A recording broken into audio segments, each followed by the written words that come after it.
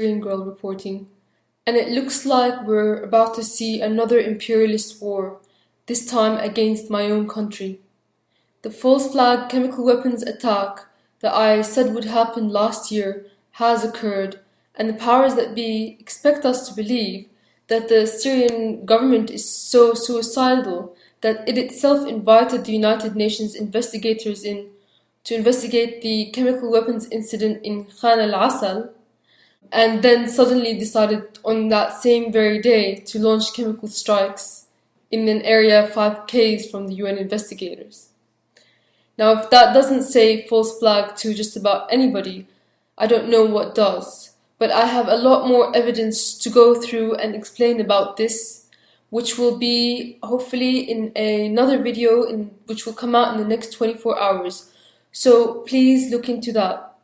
But first, I want to debunk some of the lies that are being spread as proof that the government did it, particularly by a blogger called Brown Moses, otherwise his name is Elliot Higgins, which the media promotes a lot even though he has no formal weapons training. He is promoted as a weapons expert. He has been badly pretending to be neutral for the last 2 years, but now suddenly at this opportune moment, he's decided he's found evidence that the Syrian military has used chemical weapons in Damascus, and let's just examine how dubious this so-called evidence is. He claims this video shows Assad forces loading firing munitions linked to chemical attacks. But clearly the video is in the daytime, and the chemical attacks happened at night.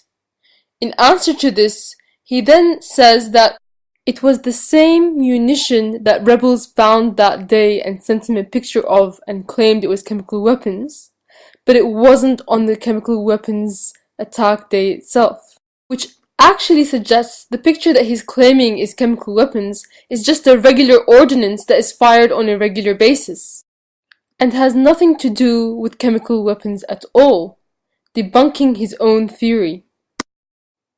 Here's where he hits the bottom of the barrel, and it gets kind of funny, where he cites the fact that soldiers are wearing red berets as evidence that they're using chemical weapons.